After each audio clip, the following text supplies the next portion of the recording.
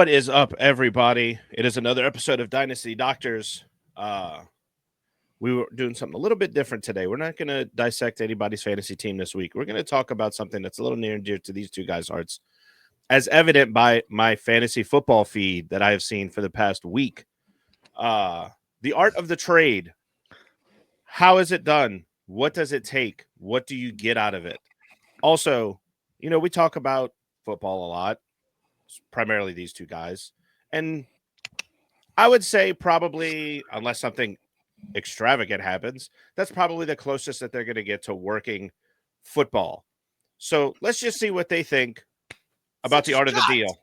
Hey, it's the closest a lot of people in this world will get to working football. So I said the pre-production one was a lot nicer than this. Jeez. Yeah, well, I gotta throw in the wrench in the works every once in a while. Catching strays over here, right? It's like my hat says: don't be part of the problem, be the whole problem. So, there you go. All right, gentlemen, let's introduce our doctors again. Tyler, how was your Mardi Gras? Very quiet, very quiet. I took it easy this year. Yeah, I just needed a break this year, but next year I'll be back in full swing. I know y'all were out full bore. I was like, I gotta take this one off. But look, I'm excited to be here to talk about trades, my favorite thing. I like to keep my fantasy football teams fluid. Each year's a new year. I know some people like to play within a 2 to 3 year window, but hey, if you can, cool. If not, it's a lot more fun to flip your team every year. But with that being said, Shane O'Mac, how you doing, buddy? Doing good. Just finished up yesterday my Endymion official run, so that was about 200 hours worked in about a week and a half, 2 weeks. So got some rest last night. I'm ready to talk trades. I'm ready to go. I will say that crew that Shane just mentioned, Endymion, having to deal with the traffic of them moving floats from place to place is a real pain in the ass. So I can't say I'm a fan of Endymion anymore. Hey, they wait till 10:30 to move them. Okay, it's not like they're moving them at 7 a.m. Yeah, but you got to realize we have some pretty dumb people that live in this city that don't understand traffic. So you add that in the works. But Joey, it's all part of all the fun of deep crawl, Whoever came up with that. I'm so sorry. Look, I'm gonna do a little soliloquy, just a tiny one. Look, we get it. People love Mardi Gras. People enjoy Mardi Gras. It's a great time of year, but really, really, come on now, people. You don't need an excuse to put on Facebook or Instagram, hey, I'm going to be a drunk a-hole the rest of the week because it's deep gras. No, stop it. We all know it's Mardi Gras. I don't need to see this shit. But they have to explain themselves to the public of why they're acting like a drunken fool. Oh, my God. Hey, one good thing that came out of Mardi Gras is we get a double float on St. Patrick's Day in Metairie. So we got y'all have parade. 110 floats in that parade. Oh, dude, Metairie Road is going to be a complete S show, for lack of a better term. Yeah, that's going to be awful. I'm not a big Mardi Gras fan, but I love St. Patrick's Day. Well, I mean, being a day walker, yeah, it makes sense. I do have brown hair for our listeners out there. He just needs the green top hat, the overalls, the green overalls, and he looks like a leprechaun. Okay. Yeah. Amy has a thing of earrings that looks just like my head with the beard. So before Shane walks off the set, we're gonna lay off him a little bit. A lot of strays getting shot here. A lot of strays in the first 5 minutes of this episode. Listen, it's been a little bit since we've recorded, so we have some catching up to do. We do. Look, Mardi Gras, Super Bowl, it's been a whirlwind, but we're back, baby. We're here. Look, we just had the combine happen, which really kind of kickstarted the old trade wheels in one of our dynasty leagues, and I'll be the first to admit it. I was in the thick of it. I made a few deals, wheeling and dealing, getting some draft picks and stuff. But today I don't want to talk about my teams or my deals specifically. I want to talk about how you go about making a trade, right? And Shane, I'll bounce it back to you, and Joey, I'll do the same as well to get y'all's perspective on it. So the first thing I said, the keys of trading is first you got to figure out what the heck you're trading for, right? You got to identify, okay, am I going to go for a specific position, or is there a player I'm targeting? Or is there a pick I'm targeting? Having a firm idea of what you're going after is the first step, in my opinion. Would y'all agree? Absolutely. You have to know that. You have to know what you want in order to make a trade. You can't just go in there. I want to make a trade. Well, what do you want? Jono. We have people in our league that are like that. So they need that dopamine hit, as some of our other teammates, our league mates say. But yeah, no, I agree. Like, now look, I've been on the other end where I've just been like, hey, I need to make a move. I don't know what I'm making a trade for. Let me just shoot some flyers out and see what happens. And usually that does not end well for me. So I'll throw that one out right now. Having a plan, having a clear objective of what you're trying to get, first and foremost, what you need to do. Second thing I'm going to say, you gotta identify where you have a surplus at, right? This is going to be your building blocks, or your trade chips, I should say. So, for example, if you have 6 wide receivers and you play in a 2 wide, you can only start 2 of them and 1 in a flex. Why not try to package a few to get better in another area? Shane, that's what I did pretty recently in a trade. I wanted to move up, but I realized I had a surplus at quarterback. I used that as part of a package to move up. Is there any kind of deals that kind of struck your mind that you did kind of the same thing, or any kind of like perspective on that point of view? Yeah, and I hate to break this to both me and you, Tyler, but the guy that in real time while we're recording this, the guy who has the first arrest this year is Xavier Worthy. Very fun. Very fun. For impeding the breathing of a family member, assault charge. Might affect some of the trades we're going to talk about here. But for those who don't know, me and Tyler in 2 dynasty leagues, he has Xavier Worthy in one. I have him in the other. So this is the type of real breaking news that really sucks. So sorry, brother. Sorry. I'm sorry. What are we taking, the Rashid Rice offseason plan? What are we doing? All right. Anyway, let's get back to the show. Back to the trades. God. Okay. All right. The best part about that comment is somebody in our group that sent us the screenshot of the tweet said, "What did Rashid do now?" He did say that. And I got mentioned in it. Even better. Yeah. So back to the trades. I think Tyler, touching on some of the trades that have happened in the offseason aren't a bad idea. So, like, for instance, the other night I was looking at my team. I really struggled with tight end play. I have a pretty solid core of like running backs, receivers, quarterbacks. I bought there's a guy who's rebuilding. I made him an offer for Travis Kelce to see if 1 year fly, or see if get him while he saying he's coming back, re-energized, he's going to work out. If he has one more good year, that could help me boost. It's a 1 year loaner, but other than that, I have the 7th pick in that league.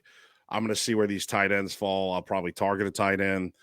So just looking at tight end really bothered me last year until Jonnu Smith got on a roll. And yeah, I can't bank on Jonnu Smith having that year every year, right? It worked out last year. So that was a target for me. I would ask you, with the trade you made in our other dynasty league with my brother, what do you see in the draft, or what is you're accumulating a lot of picks. You gave up some talent. I thought it was a very fair trade. People don't give Tyler enough credit. They always say his trades are not fair. Very fair trade for both sides. I'd be curious to see what you think. What do you see from these rookies that makes you want to really accumulate picks and go after guys? So let Joey kind of touch on as examining a surplus kind of thing, and I'll jump back to that one because I want to hear Joey's take on that one. Like, Joey, do you feel comfortable kind of if you have a surplus at position, kind of moving stuff to try to get new, to shore up other spots? Or are you okay with having the majority of the talent, waiting for somebody to kind of blow you away with an offer? I mean, it just depends. In the offseason right now, I have a surplus of a position, and it's, you kind of see what people want, kind of see what people need.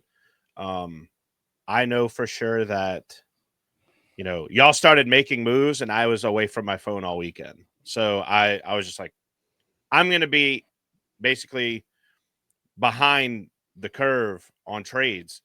But the biggest thing is you put some of those deals. If your app allows you to put on a trade block, you definitely do it. You announce it. You say, "This is what I can get. Like this is what's available. This is what I want." And just kind of, I ride the wave. I'm not I'm gonna go chase it. I let the trades come to me. Sometimes I'll go for it if I feel like I can get this. But for the most part, I've always been a ride the wave kind of guy. Just kind of see what that surplus can bring you. In season with that surplus, if I have a surplus at a position, it's because I'm trying to plug and play whatever I can to fill holes. Somebody important is hurt. I need somebody else. And I just start searching for that position to see what I can get. No, and look, that's a great point because what I'm basically hinting at is, is it worth to y'all? Is it worth it to having, how do I put this? Having that security of having extra guys on your bench that, if there's an injury that happens, that you can plug and play, or would you rather have a more stacked starting lineup and just say, I'm rolling with the studs and not insulating yourself, because it's a give and take. You could have a monster roster, but injury bugs can strike anybody, And so that I do want to give both sides of the coin here. And that's why I wanted to hear from you, Joey, because me and Shane are more aggressive traders and you do more kind of like strategic behind the scenes kind of thing. So that's why I wanted to get your perspective on it. And but, I mean, I great definitely, it's not that like, I always tell people, like, I feel like fantasy football should have a dead period. And typically you have a natural dead period of after the Super Bowl, nothing is happening. Yeah. I'm the proponent of we should have that dead period be till the draft. And then, okay, all right, let's start doing work, doing moves, making trades and all that. And I'm not saying your league's draft. I'm saying the NFL draft. When that happens, okay, start picking up because then especially if you're in a dynasty where you only draft rookies, okay, I know this is what I want. This is what I need. You start making moves there. I feel like right now you're doing this based off of some guesses. You're doing this based off of some announced offseason moves, but you truly don't know until the draft, like what's going to happen. It could take, you say you have a running back. I'm just throwing names. I'm not saying this is what it would be. Yeah. But say you have Alvin Kamara. Say he's going to do really good next year. But the Saints draft Ashton Genty, and you're like, oh, I may have to move from him. So then, I could maybe trade him for a number one pick and get someone whose production isn't going to fall off. That kind of thing. So that's why I'm the way I am. I don't know what I can't predict what the team's going to be with these guys. I'm also not as knowledgeable about football the way y'all are. So I can't look at a team and say, this is what they're probably going to do. I mean, there's obvious things that you can see, but then for the most part, it's really, you unless you're watching Hard Knocks off season and they do it again, which they're probably not. Nope. You're in the dark. So it's a great point, and it leads me to another point I had on here is the reason why Shane can attest to this, and I'm gonna get back to Shane's point about what I saw in the draft picks and why I'm accumulating them. The reason why you do it at this time is you're avoiding the hotbeds, right? You're not trading during you're not trading like the closer you get to the draft, the more expensive those draft picks are, right? So, like I was saying in our league before, when I was offering Bo Nix early in the offseason before I moved him, it's like, hey man, yeah, it may not be prime right now, and I could probably get more later on, but I'm trying to get what I can get for him now before the draft and everything. And look, why complain when you can get a jacket for 70% off in the summer? It's still going to keep you warm in the winter, right? So it's finding the strategic times to trade. Because look, you try to trade for a hot commodity on a team that's tanking at the trade deadline, you're going to have to pay out the ass for it. I'd rather try to get a deal where I can, I guess there's a gamble. There's 100% source of gamble to it, which leads me back to my point with Shane. I'm accumulating draft. So this all came about through different talks with people, and I've talked to y'all separately about having to maybe blow it up, right? I traded away some talent. I made the decision to try to reload this year. This draft class is not as star-studded as the 24 class, but it's deep.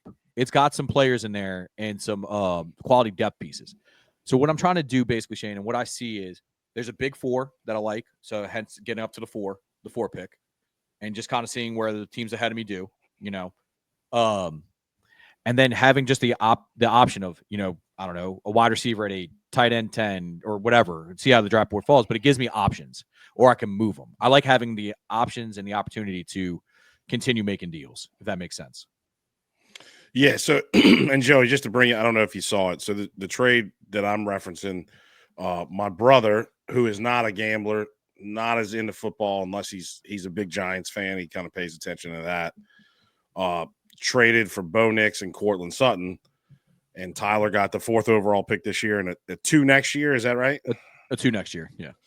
All right. So from my brother's perspective, Tyler dives into these prospects, and so he feels good about him being able to hit on those picks. My brother's like, hey, I'm getting proven people. Commodity. It takes the pressure off of picking the 4th. But my brother's, would have anxiety over. So like he's got a guy that he can plug. He just plugged 2 positions, and he feels pretty good about it. And I'll reference somebody else. So I made a trade offer to Joey before the Deebo Samuel trade, and then I rescinded it because I didn't feel that it was fair after the Deebo trade. I offered him a second round. I only saw that you made that trade when it was canceled.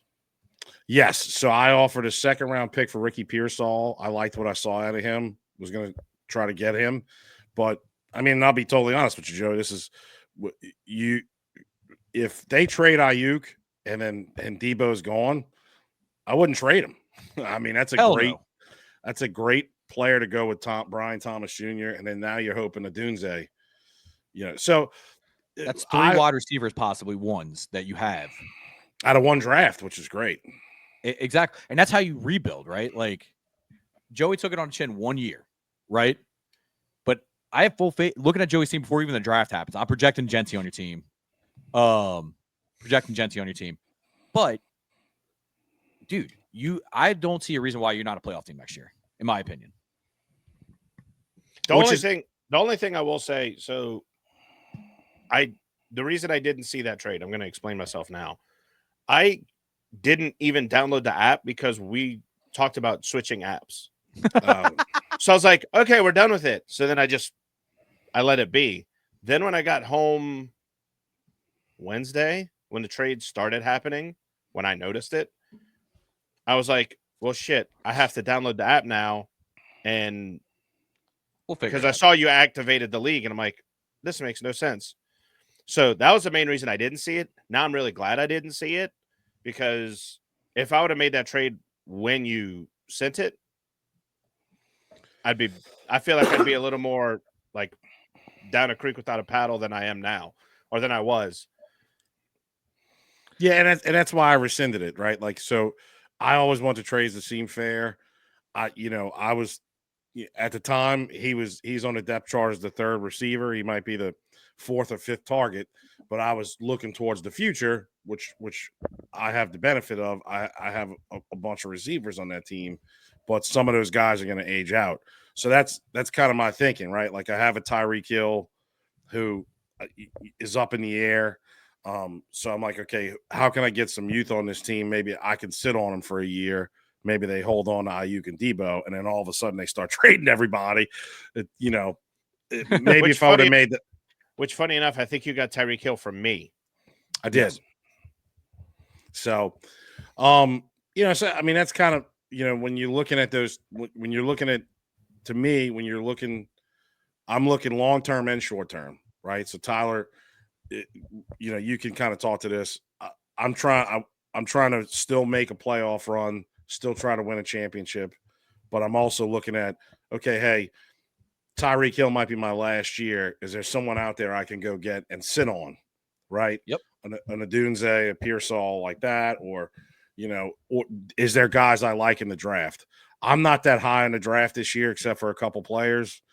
None of them are quarterbacks. So, like, if I was looking for a quarterback, I would have went to Tyler for Nix or someone else. So, yeah, it just depends on how you feel about the draft and the status of your team for me.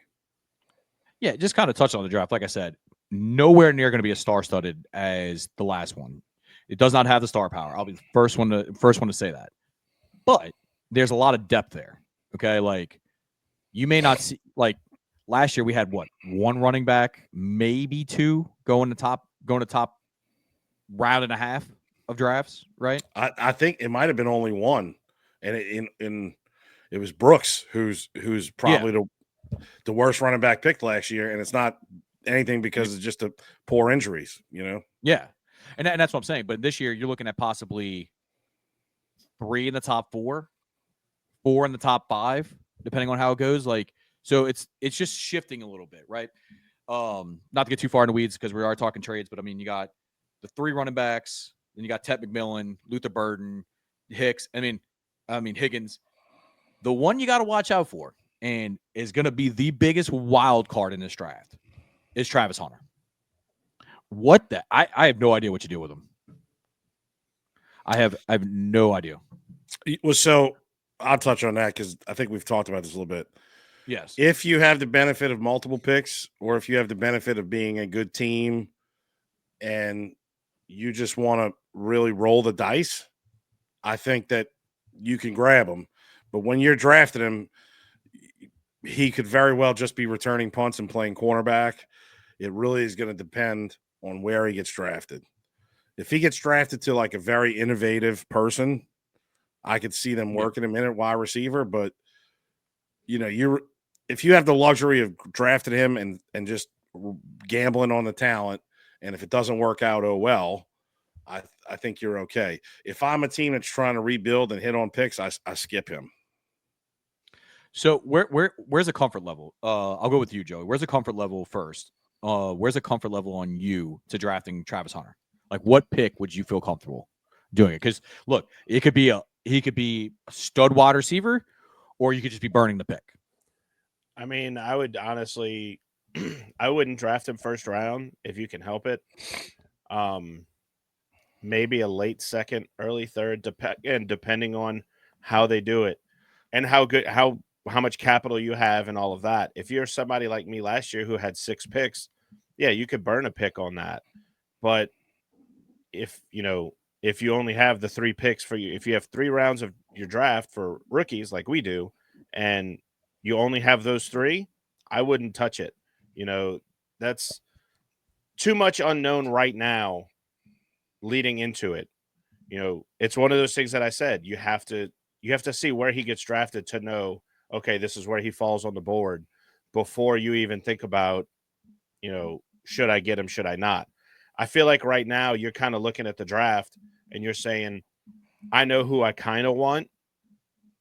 And that kind of part is where if Travis Hunter's a wide receiver somewhere and you're like, that's my guy, then you start moving pieces and parts and things start to change. But as of right now, like I said before, the unknown is too much before the draft.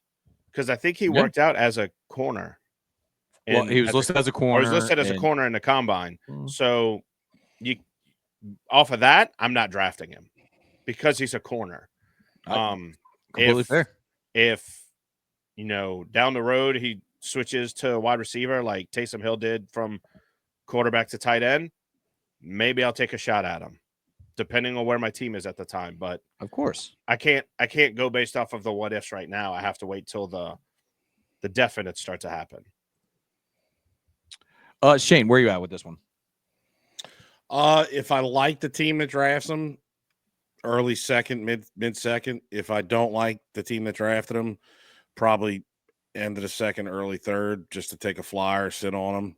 I think if you were, once again, like we talked about, structure the team. If you were a playoff team or if you're in contention and you have the luxury to sit on them, great.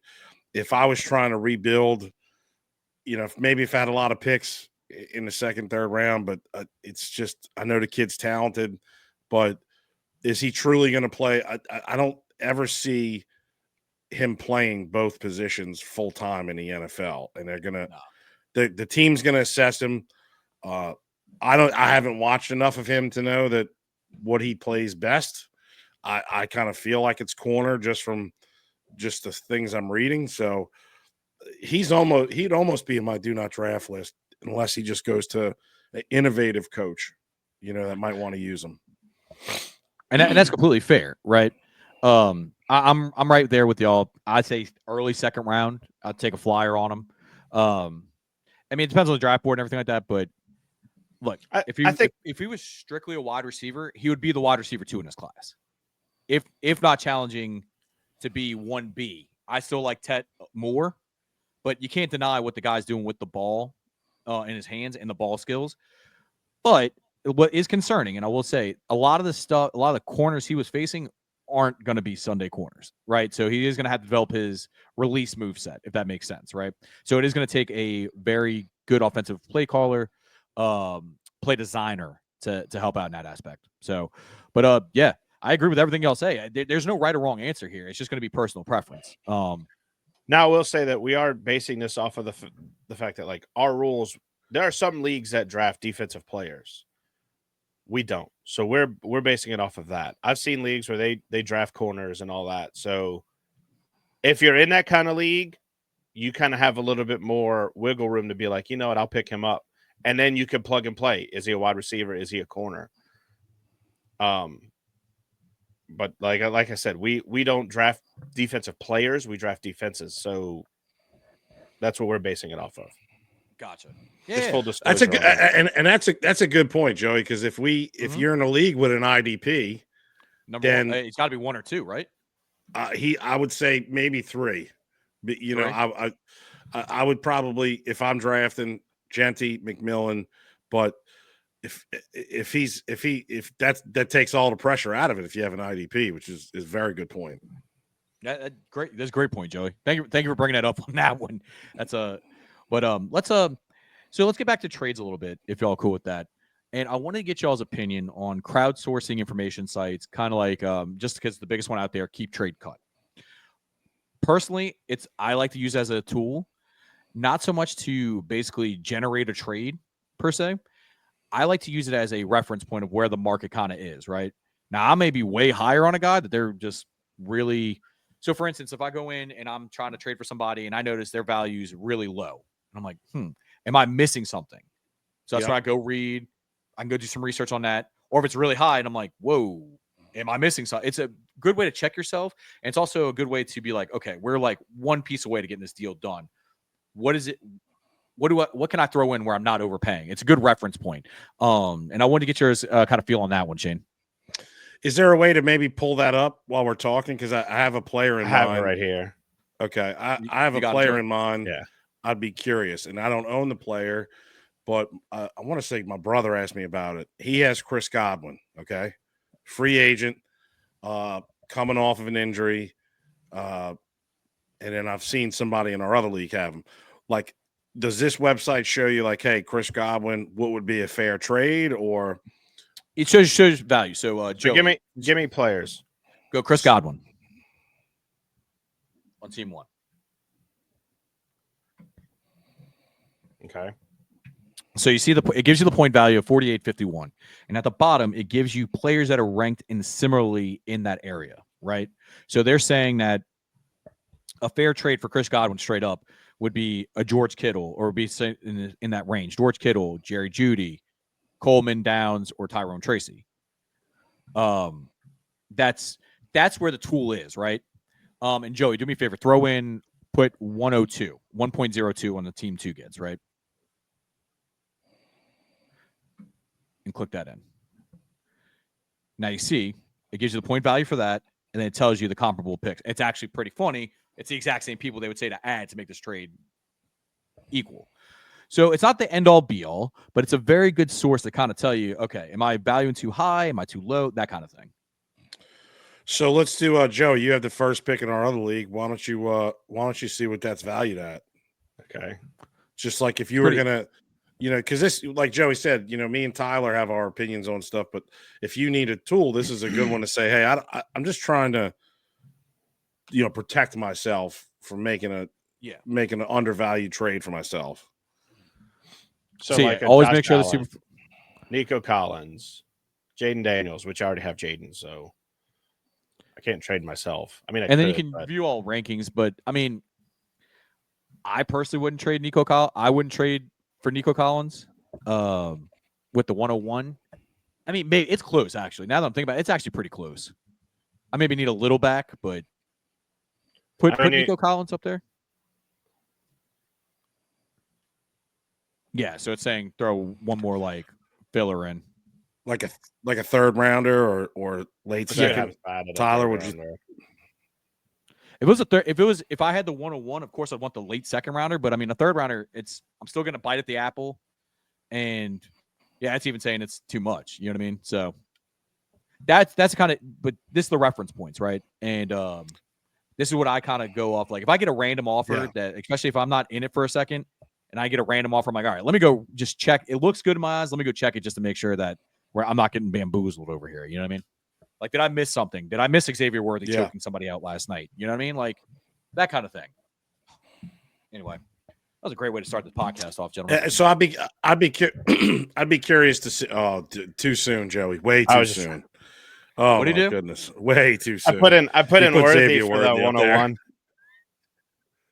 It's too soon, I'll happily give you Xavier Worthy for the 101. Can we change this from art of the deal to art of the strays? Jeez. We had a t-shirt made, Art of the Strays. Yeah. Now, so this is I'll reference the trade chart we just talked about. If I'm Joey, I don't trade the 101 for Nico Collins because you have solid receivers. You need a running back. You know, unless Genty falls in a terrible position, which I don't think he will, I think that's the clear-cut choice for your team. You know, if you have a slam dunk pick like that, I don't offer trading it unless I'm getting like blown away with the offer. They're going to have to overpay to get that off of me. Pretty much. Do you agree, Tyler, or how do you feel about that pick? Like, what if you're Joey's team? What would it take to come off a 101? So, as we said in our first episode of Dynasty Doctors, if y'all like to go back and read it, Joey's team need was actually running back. So for his team right now, I'm taking Genty, not even thinking twice. Unless you're coming and offering me a top 5 running back, top 6 running back, there's no need. And even then, I'd probably need a little bit more back. It's just you want to take the young guy with the talent, and go do like I've done my work on Genty. I'd slot him in if we're doing it like draft prospects coming out. I love JT coming out. Bijan was probably one of the best running backs I've ever seen come out. Just one of the highest graded ones I've ever had. Breece Hall was up there as well. Genty's a little bit behind, but not too far. Like it's not a complete like 2-tier break or anything like that, right? So I like him. I think he's fully worthy of the 101. And if I'm Joey, I'm not trading him. Because you also got to think. So here's another thing. We're talking about trades, right? And I think people get lost with draft picks. They get lost with what could be with the 104. What you really need to do is assign a player to that pick, right? Let's just say 106. Okay, none of us have that pick. I'm just throwing it out here. Realistically, Luther Burton, Tyler Warren, depending on how the draft goes. So the way I think about it is, if I'm trading 106, I'm essentially trading Luther Burton or Tyler Warren. Do I value them more than a Chris Godwin? You know what I mean? Okay. I agree with that. It's an easier way of kind of processing it, right? Because you get lost in the fact of like, oh yeah, cool, I got the 4th pick in the draft, 5th pick, 6th pick in the draft. But what are you really getting? It's exciting to get it while you have it.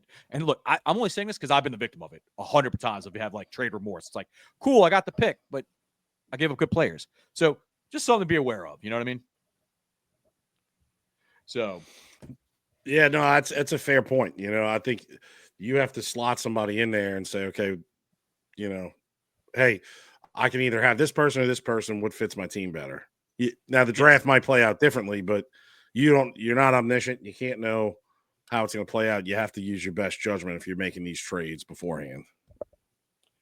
So speaking of trades, and we'll kind of start because we've dived into the draft a little bit too.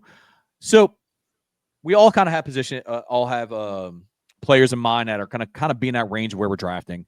We've talked about Ashton Genty a lot with Joey, so I'm just going to stick there just because that's probably the most firm we can get with it.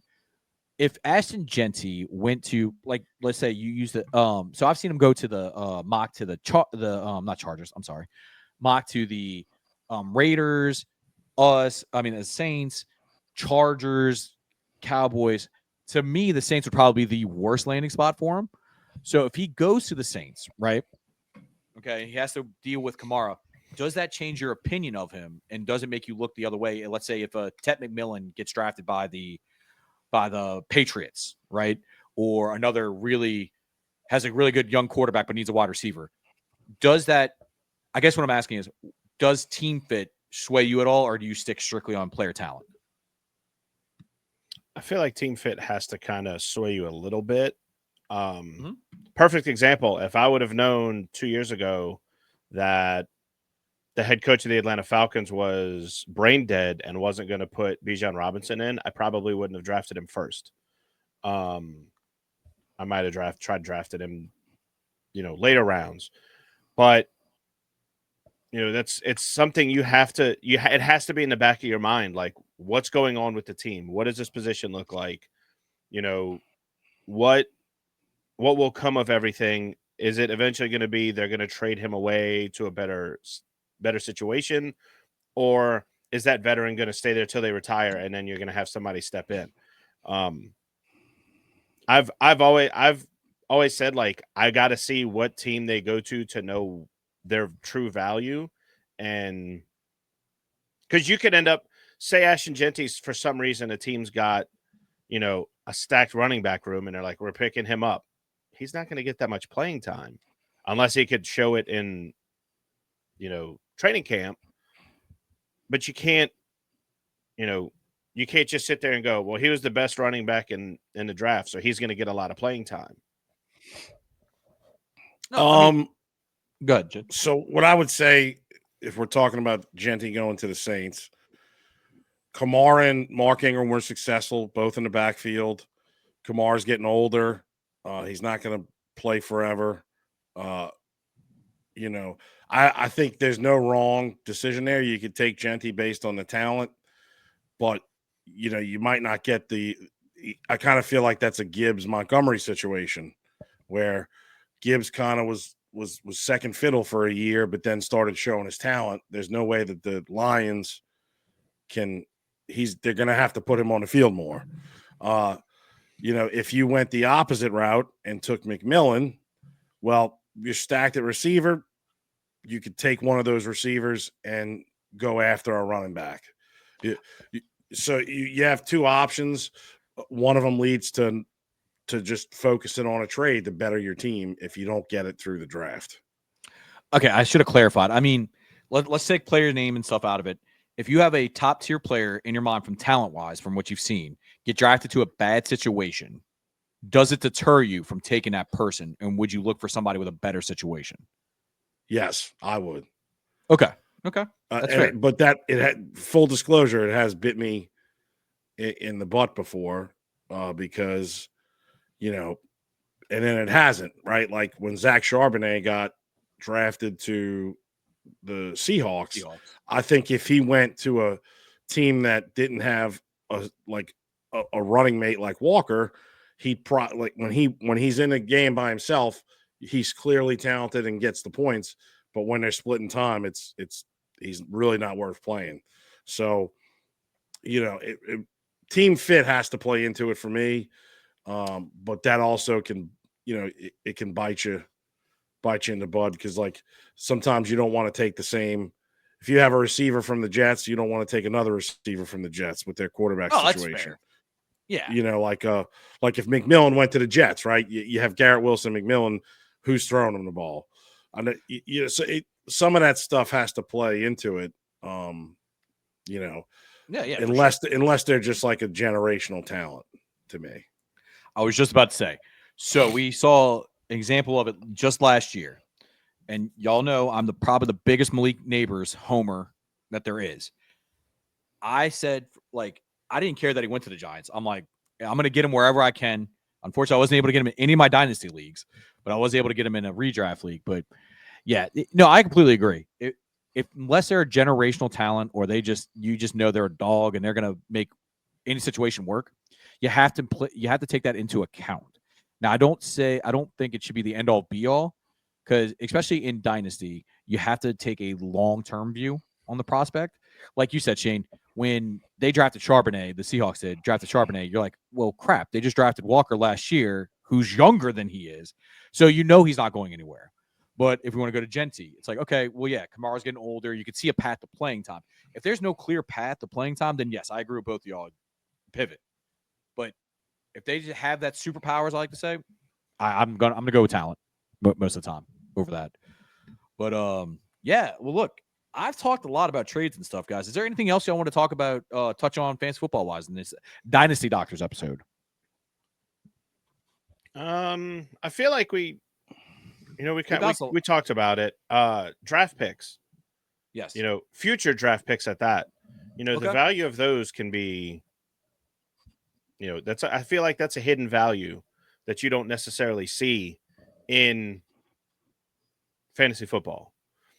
Perfect example as I pull up my team or my future draft picks right here. Last year I had 6 draft picks. This year I just have 3 as of right now. But next year I'm back at 6. And those were trades that I made. I think I made them last year, and I made 1 this year to get a third pick, an additional 6th pick. When y'all are making picks for the future, when you're making trades for the future, how much do y'all try to utilize future draft picks? Do you do what, as we've mentioned his name today, Jono does, where you just sell the house, you sell your future for a win right now? Or do you sit there and you look at it as, I need to have capital in the future so that when a big player's coming in like Genti, if you want him, that you could sell the house? Shane, I'll let you handle this one first. So when I'm looking at it, and it's a little bit different because I'm in 2 dynasty leagues. One league, it snakes. One league, it doesn't. So if you have the first pick, salty about that. I'm still salty. I think it's still stupid, so salty about that. Yeah, I think it's dumb. But I look at the team based on the year I'm picking for and say, hey, do I feel like they're going to be – where do I feel – it could be completely wrong, but at least take an educated guess, right? So if I'm trading for a first-round pick, so prime example, next year in our Dynasty League, Joey, I have my pick and Jono's pick. Well, if I was going to trade a first-round pick to try to get something for this year, I would trade mine thinking that I won last year. Hopefully I'm going to compete and finish at the end. I don't know what John is going to do. He'll finish at least higher than that pick. So when I'm trying to acquire picks, I'm going to look at that and say, okay, I'm good with giving my picks up in that league if I feel like I'm going to finish at the end or be in the playoffs right now. I would try to trade for guys that I think aren't going to be in the playoffs and will fall at the higher end of the draft. That's bit me in the bud a couple times. It's worked a couple of times. I know Tyler has tried to do that as well sometimes. He's traded a pick thinking that the picks that he had is going to be higher, and it didn't work. So, I mean, Tyler, what are your thoughts on that? So, yes, Shane, thank you for just driving that knife in a little bit more. Yes, I would have 3rd pick in a draft. If I said it happened to both of us. I wasn't. I know you didn't have to keep bringing it up, though. Anyway, but no, it's a great question. Future picks. I'm just gonna go with strictly.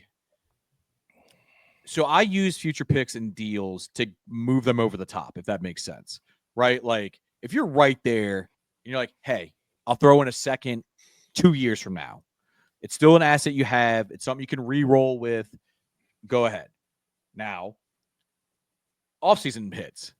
I get into the mode of, okay, I need to acquire more picks. I went into this offseason with, I think, 10, 8, 10 in a second. And now I have 4, 8, 10, a second, another second, and that second already. So I'm reloading. It's definitely times of years have more value for them, like I've explained before. But to me, they're great assets. And this is all kind of view it as a stock market thing. Sell high when you can and just try to buy low when you can. But I do agree with Shane that he said this earlier in the episode, is that the deals have to be fair for everybody, right? At the end of the day, you may feel good at that one time of getting over on your league mate, but there's ripple effects. You get over on that teammate once, they're not going to trade with you again, right? Like I tell you all the time, I'm trying to make the best deal for both of us so we can do more deals in the future. But yeah, to answer your question about future picks, I use them as ammo in the trying to get deals done for our players. But yeah, it's a double-edged sword. You have to be careful. It's a gamble. Like we said before, I had the number 3 overall pick. It's now sitting with somebody else.